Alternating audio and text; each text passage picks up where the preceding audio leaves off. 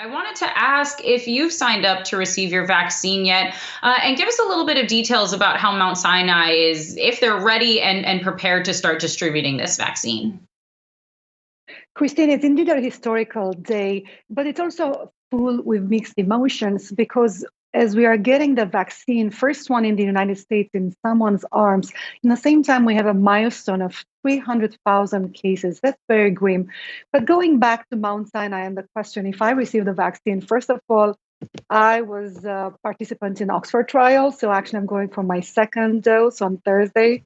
Um, Regardless, the hospital has sent us emails that will be notified when our turn is coming.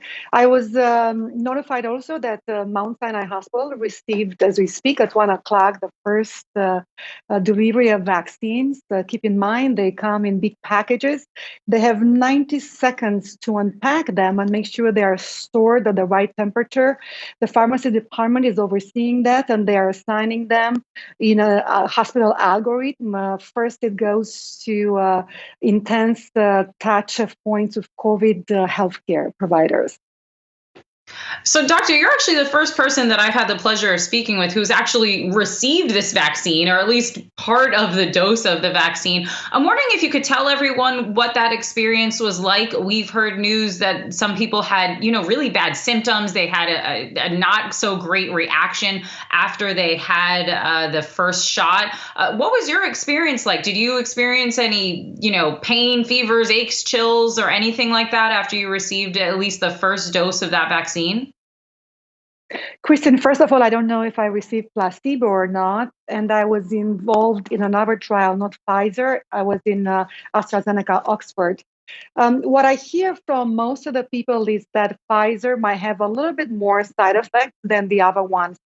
I personally only felt for 3 days a little tenderness at the site of injection. But again, I'm not sure if I received the placebo or the real vaccine, as this is double blinded. So I'm wondering how quickly and how effectively you think the United States can distribute this vaccine. How many people do you think we could have vaccinated by the spring, for example? as per the head of HHS, Alex Azar, he is looking optimistically of vaccinating around 40 million people by the end of the year. And I'm sorry, 40 million doses, that would mean half 20 million people. And looking at 100 million people by the end of February to be able to open to the general population by March. However, this is a very optimistic expectation. Most likely, we are looking at the second quarter for the general population. Who shouldn't take this vaccine right now? Can just anyone take it, or are there still some concerns, especially about children taking this vaccine right now? Indeed, Christine, there are a few groups that we don't have enough data. The fact that it's not recommended doesn't mean it's harmful. It just means we don't know yet. They agreed that anyone older than 16 is safer to receive it. Also, they are running sub-trials right now as we speak in children above the age of 12. So very soon we might have information on them as well.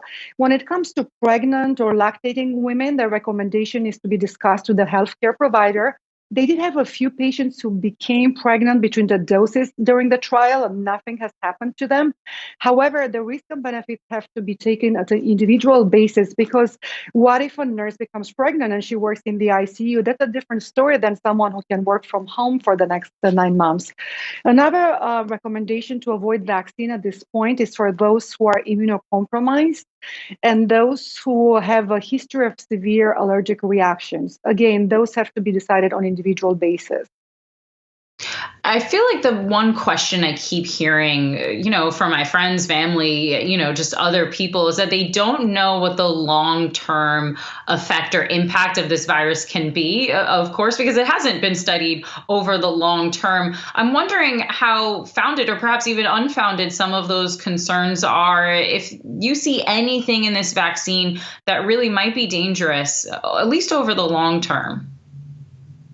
That's a great question. And to demystify all the misinformation out there about vaccine is going to be our next big hurdle, because vaccine hesitancy is a severe virus on its own, and it can impact how much people will accept the vaccine. But answering your question, historically, most of the vaccine side effects occur in the first few days.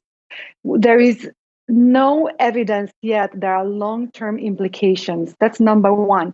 So we are totally out of the window when we look at these trial participants. So most side effects occur actually in the next few days after vaccination. They are mild, they're related to building and ramping up an immune system. And I would look at that as good news. That means, yes, I'm responding, I'm becoming immune. I would celebrate actually. Just take one Tylenol and move on.